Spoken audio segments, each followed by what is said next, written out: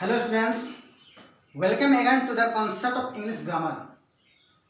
Today we will discuss most interesting topic of grammar as remove to. All the best students, let's start our topics remove to.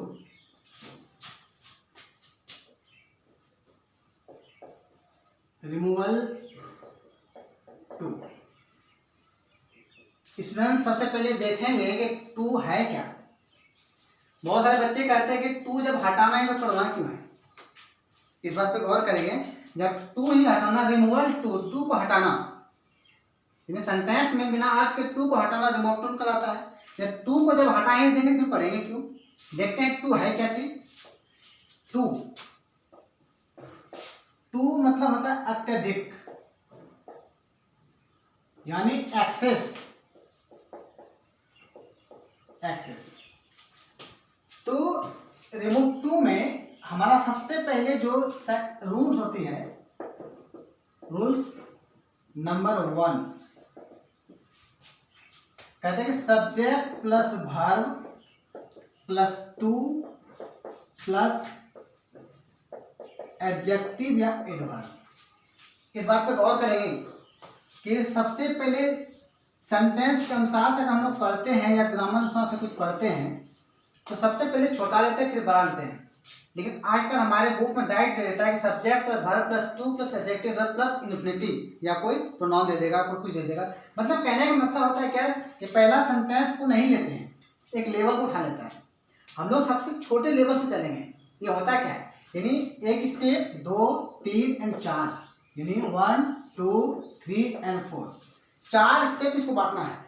अब देखिए क्या कहता है इसमें कि 4 step में इसको कैसे लेते हैं। Subject verb too adjective adverb. इसको क्वेश्चन कैसे पूछा जाएगा कि ही इज टू वीक।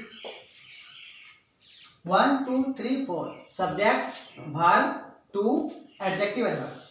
यहाँ पे कोई एक रहेगा, जब भी रहेगा एडजेक्टिव एडवर्ब। यहाँ भी हमारे एडजेक्टिव है। तो इस तरह का अगर क्वेश्चन आता है तो हम कैसे बनाते हैं। देखिए हम क्वेश्चन, इसी क्वेश्चन को बाद में समझाते हैं कि सबसे पहले सब्जेक्ट को लिखें। सब्जेक्ट को लिखें, सबसे पहले सब्जेक्ट को लिखें, उसके बाद वर्ब को, उसके बाद वर्ब। हमारा 2 स्टेप हो चुका। तीसरा स्टेप देखिए क्या है। टू को हटा दें, टू को हटा दें। अब बचा हमारा एडजेक्टिव। एडजेक्टिव या एडवर्ब दोनों में से जो भी रहेगा, एडजेक्टिव या एडवर्ब को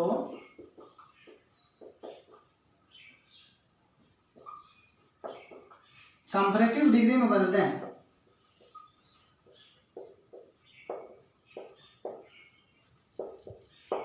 एडजेक्टिव एडवर्ब को कंपैरेटिव डिग्री में बदल दें। अब आप पढ़े होंगे कि कंपैरेटिव डिग्री के बाद देन का प्रयोग होता है।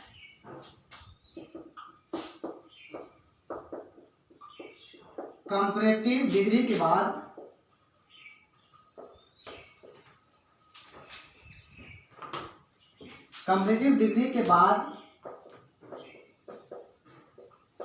देन का प्रयोग होता है।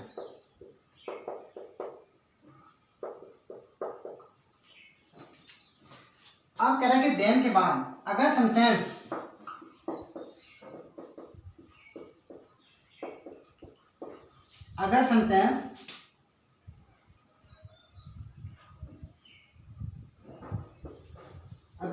प्रेजेंट में हो, यानी प्रेजेंट टेंस में हो। प्रेजेंट में मतलब होता है जहां भार जैसा रहेगा। अगर इज रहेगा तो इट इज प्रॉपर, वाज रहेगा तो इट वाज प्रॉपर। उसी अनुसार से अगर सेंटेंस प्रेजेंट में हो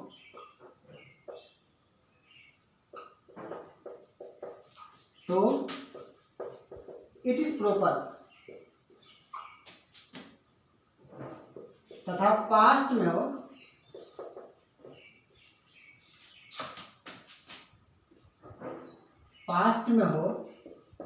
तो इट वाज प्रॉपर।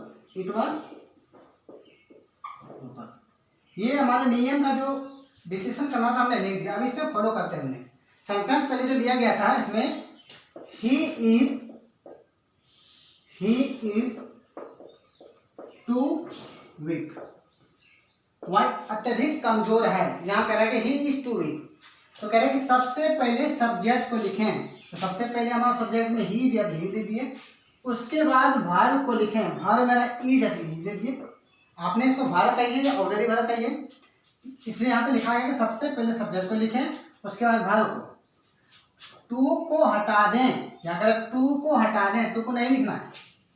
आप कह रहे हैं टू को हटा दिए, अब बचा हमारा यहाँ पे एडजेक्टिव। एडजेक्टिव या एडवर्ब दोनों में से जो भी रहेगा उसको एडजेक्टिव या एडवर्ब को कंपैरेटिव डिग्री में बदल दें। तो कंपैरेटिव डिग्री में हमने बताए थे वीक का वीकर। तो कंपैरेटिव डिग्री के बाद देन का प्रयोग करते हैं, या कंपैरेटिव डिग्री के बाद देन का प्रयोग करते हैं। तो कंपैरेटिव हमारा वीकर होंगे, इसके बाद देन का प्रयोग करेंगे।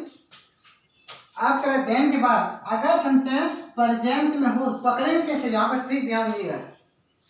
अगर सेंटेंस प्रेजेंट में हो तो इट इज प्रॉपर, अगर पास में हो तो इट वाज प्रॉपर। तो यहाँ पर ध्यान रखना है कि इट इज प्रॉपर कैसे देंगे।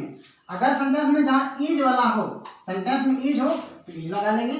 अगर पास्ट है यानी वाज वाला हो तो वाज डालेंगे, तो हमारा क्या है इज है, तो इज डालेंगे, यानी इट इज प्रॉपर। तो वहां कह रहा है इसमें कि ही इज टू वीक, वह अत्यधिक कमजोर है। He is weaker then it is proper, वह पहले से ज्यादा कमजोर है। तो यहाँ कह रहा है सेंटेंस कि हमने यहाँ पे प्रेजेंट के बारे में लिया कि इट इज प्रॉपर। अब तो इसको पास्ट के बारे में चलते हैं, वाज के जगह पे इसी सेंटेंस को पास्ट पे लेते हैं, पास्ट में। देखिए ही वाज टू वीक, वह अत्यधिक कमजोर था। तो सबसे पहले सब्जेक्ट को लिखें, सेम कंडीशन। उसके बाद वर्ब को लिखें, वर्ब मेरा पहले इज था, अब यहाँ पे वाज आ गया तो वाज डाल देंगे। अब टू को हटा दें, टू को हटा दें, हटा दिया यहाँ पे। अब वही चीज कह रहा है कि एडजेक्टिव, यहाँ पे एडजेक्टिव है तो एडजेक्टिव एडवर्ब जो भी रहेगा उसको कंपैरेटिव डिग्री में बदल दें। तो वीक को वीकर। अगर कंपैरेटिव डिग्री के बाद किसका प्रयोग होता है, देन का प्रयोग होता है, देन ले लेंगे। अब यहाँ पे कह रहा है कि देन के बाद यदि सेंटेंस प्रेजेंट में हो, अब वही चीज आ गया। अगर हमारा इज है तो इज ना डालेंगे, अगर वाज है तो वाज ना डालना है। इसलिए यहाँ पे पास्ट में है तो पास्ट में रहेगा तो it was proper, it was proper. दोस्तों मैं उम्मीद करता हूँ कि आपको अच्छी तरह से समझ में आ गया होगा। और मैं थोड़ा सा कुछ बताना चाहूँगा कि बढ़ते लॉकडाउन और उसकी समस्या के कारण मैं नियमित नहीं हो पा रहा हूँ, और फिर भी आपकी पढ़ाई एवं समय को देखते हुए यथासंभव कोशिश करूँगा कि ज़्यादा से ज़्यादा वीडियो अपलोड करें। तब तक के लिए मैं धन्यवाद।